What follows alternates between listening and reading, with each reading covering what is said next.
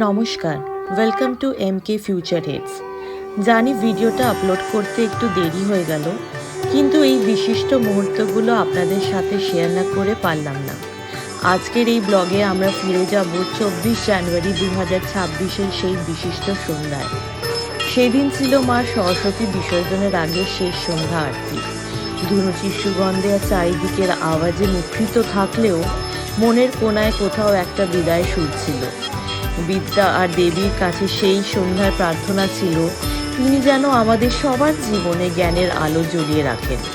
মাকে বিদায় জানানো থাকলেও আশেপাশে তাকালে বোঝা যাচ্ছিল পুজো এখনো শেষ হয়নি, কারণ সেই একই সন্ধ্যায় আমরা পালন করলাম মা শীতলা ষষ্ঠীর পুজো।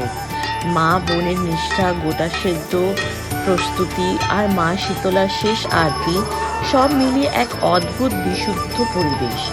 সবার মঙ্গল আর নিরাপত্তার কামনায় সেই সন্ধ্যাটি সত্যি খুব শান্তির ছিল।